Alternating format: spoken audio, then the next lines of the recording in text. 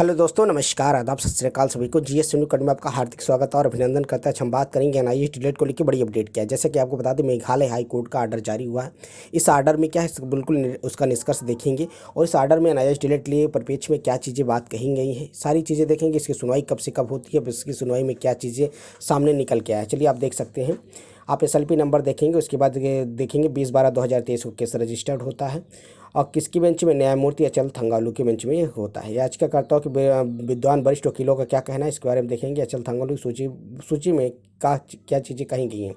तत्काल रिट याचिका को बनाए रखने के तथ्य में जिन उम्मीदवारों को प्रतिवादी संख्या 7 से 19 के तहत सूचीबद्ध किया गया है, चयन प्रक्रिया में जारी कर रखने के लिए अयोग्य है। कहने का मतलब साफ साफ इसमें कहा गया था कि जो 7 से 19 तक जिन विद्यार्थियों को सूचीबद्ध किया गया था वो अयोग्य हैं भाई, क्योंकि उनको भर्ती में शामिल नहीं किया गया। तो उसमें साफ साफ कहा गया है कि इनके विद्यार्थी जितने प्रतिवादी हैं इनको अयोग्य किया गया है, जिसे दिनांक 30/10/2023 को विज्ञापन के द्वारा जो विज्ञापन निकाला गया था उसके अयोग्य से एनसीटी के मानदंडों को निर्धारित करने में की आपूर्ति नहीं करता। कहने मतलब जो उनका निर्धारण है, जो कि योग्यता का निर्धारण था, उसको पूरा नहीं करता है। जिसमें के लिए और उन्होंने क्या कहा था कि जो यह रेगुलर डीएलएड कोर्स है, उसके 2 साल का कोर्स, 18 महीने के डीएलएड कोर्स उसके इक्विवेलेंट नहीं है। जो कि जैसे कि माननीय सुप्रीम कोर्ट के या माननीय उच्च न्यायालय के या सुप्रीम कोर्ट के न्यायालय में सारी चीज़ें क्लियरफाई, वहाँ के जस्टिस ने फिर इस चीज़ को मेंशन किया है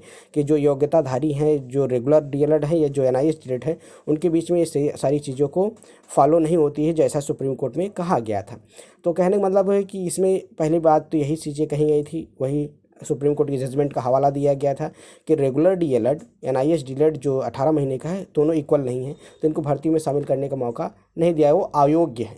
क्या है, उनको अयोग्य करार दिया गया। तो ये सुनवाई कब होती है, 2023 में। 2023 के बाद इसके उसमें फिर एनसीटी के और वहाँ के शिक्षा विभाग को कहा गया था अपना सारे डॉक्यूमेंट सबमिट करिए। 2 सप्ताह का फिर 12 फरवरी की डेट लग जाती है। उपरोक्त उम्मीदवारों को कहा गया कि इनकी सुनवाई 12 फरवरी को होगी। अब 12 मतलब 2 वीक का सप्ताह मांगा गया था, 2 वीक या 2 से 8 3 वीक में कि आप अपना सारे जो डॉक्यूमेंट्स हैं उसको सबमिट करके बाकी आने वाली प्रक्रिया में देखा जाएगा, मतलब जो सुनवाई होगी। तो जब तारीख मिलती है तो उसमें फिर परिप्रेक्ष्य में क्या चीज़ें निकल के आती है, चलिए हम आपको इसके बारे में भी स्पष्ट कराते हैं। कहने का मतलब है हाई कोर्ट में ये सभी तक पेंडिंग में चल रहा, कहना आप समझ सकते हैं। ये जो केस है, अब इसका स्पष्टीकरण बिल्कुल कोई चीज़ निकल के नहीं आ रही है। हर एक चीज़ को एनसीटी का, उसके शायद वहाँ के शिक्षा विभाग को बार बार इस चीज़ को कहा जाता है, हाई कोर्ट आर्डर देता है कि आप ये सारी चीज़ें करें। और कहीं ना कहीं इस चीज़ को पहले भी जजमेंट में आया था कि एनआईएस डीएलएड उसके वैलिड नहीं होगा। दूसरी चीज़ें क्या थी, एसएलपी में कहा जाता है कि जो ये रिट याचिका थी प्रक्रिया को कहने से नहीं चल रही, इसीलिए उसमें रिट याचिका में जो वकीलों ने साफ साफ इस चीज़ को मेंशन भी किया था। दूसरा चीज़ देखेंगे, हाई कोर्ट मेघालय में दूसरी सुनवाई होती है 12 तारीख को, 12 को सुनवाई होती है। किसकी बेंच में, Mister S.A. Sheikh, learned in the counsel of the inter the appeal number इतना is the Mister A. Kumar, learned का एडवोकेट जनरल, रिस्पॉन्डेंट नंबर आप देखें 5 पेज। तो इसमें देखेंगे रिस्पॉन्डेंट और जितना पिटिशनर थे, इनकी सुनवाई होती है। लास्ट मैटर लिस्ट होता है 28 फरवरी को। 28 फरवरी की सुनवाई में फिर वही सारी चीज़ें प्रक्रिया होती है कि जो पक्ष रखे जाते हैं, पक्ष रखने के बाद भी कुछ चीज़ें सामने क्लियरिफाई नहीं होती हैं, फिर हाई कोर्ट ने उसको अगली डेट दे दी जाए। कहने का मतलब है कई बार इसमें डेट लगती है, सुनवाई होती है। सुनवाई में वही सारी चीज़ें कहीं ना कहीं से, चाहे एनसीटी की बात की जाए या वहाँ के शिक्षा विभाग की बात की जाए, और वहाँ के रिस्पॉन्डेंट जो वकील थे कुछ ना कुछ मुद्दे लेके डेट अगली देती चली जा रही, मतलब डेट अगली लगती जा रही कि ये चीज़ें नहीं है। एफिडेविट नहीं लगा, जो फाइल काउंटर की गई तो उसका फाइल में एफिडेविट नहीं लगाया गया। तो आज मतलब ऐसे कहने का मतलब है कि केस को आगे बढ़ाया जाता है। ये केस फिर लिस्ट होता है 28 फरवरी को, आप देखेंगे। उसके बाद इसकी अगली तिथि की देखेंगे, आलोक में आवेदन की तिथि माननीय सर्वोच्च न्यायालय के श्री ई वनयांग के बेंच में जो सुना जाता है। एसएलपी नंबर आप देखेंगे, वही सारी चीज़ें हैं। 28/2/2024 को आदेश में माननीय रजिस्ट्री के कारण शीर्षक के आवश्यक सुधार करने के लिए श्री A. कुमार ने विद्वान एजी सुआर की मान्यता सहायता उत्तरदाताओं को 1 से 5 के लिए सीखा प्रयुक्त करते हुए यह रिट याचिका के मामले में याचिकाकर्ताओं के विद्वान वकील सुश्री बनी वांग ने प्रार्थना की और उन्हें निर्देश प्राप्त करने के लिए 1 माह का सप्ताह मांगा। मतलब कि उन्होंने कहा कि भाई हमें 1 माह का सप्ताह दिया जाए। तो अगली तारीख जो दी जाती है 14/3/2024 को, कहने का मतलब मार्च में 14 मार्च को इसकी सुनवाई लगती है। अब सुनवाई में फिर कहने मतलब है कि कहीं ना कहीं डॉक्यूमेंट्स हो, एफिडेविट हो, कुछ प्रमाण पत्र हो, लेने के लिए बार बार वकील चाहे जिस पक्ष में अपनी बात को रखने के लिए लेते हैं। अगली सुनवाई आप देखेंगे 14 मार्च को होती है। 14 मार्च को सुनवाई में भी सारी चीज़ें को देखेंगे इसमें कि प्रतिवादी संख्या 1 से 5 तक के विद्वान ने प्रार्थना करने के लिए ऐसा कि रिकॉर्ड रखते हुए हलफनामा दायर करने का बात कही, और फिर भी उन्होंने अगले सप्ताह की डेट मांग ली। अब इसकी सुनवाई फिर आपको बता दें, इसकी सुनवाई होती है 8 अप्रैल को। 8 अप्रैल को सुनवाई होने के दौरान फिर जो जज थे, जज के बीच में जितने भी रिस्पोंडेंट वकील थे, उसके बाद प्रतिवादी वकील थे, अपनी अपनी पक्षों को रखा।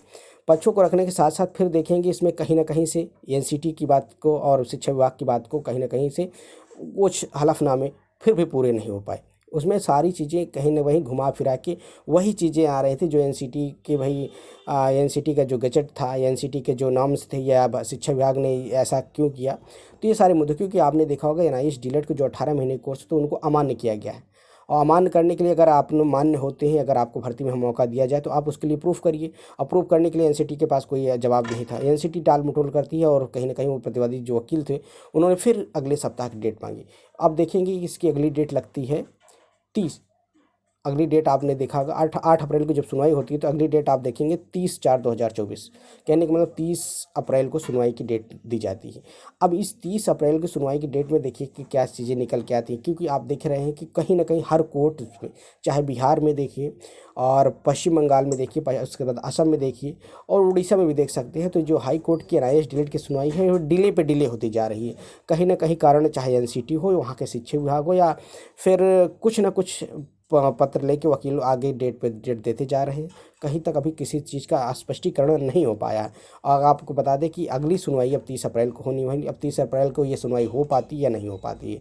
विद्यार्थियों का जीवन असमंजसता की स्थिति में फंसा हुआ है, न किसी चीज़ का निवारण हो रहा है, ना बिल्कुल कोई चीज़ें सामने निकल के आ रही हैं।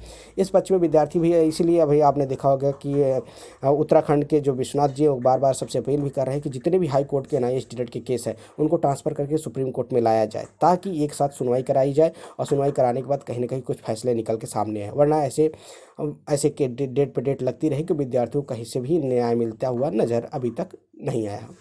अभी तक खबर यही थी। अगर वीडियो पसंद आए तो चैनल को लाइक करें, ज़्यादा से ज़्यादा अपने दोस्तों में शेयर करें। शिक्षक भर्ती पालवर की अपडेट के लिए चैनल को सब्सक्राइब करें। मिलते हैं नए वीडियो के साथ। जय हिंद साथी, नमस्कार।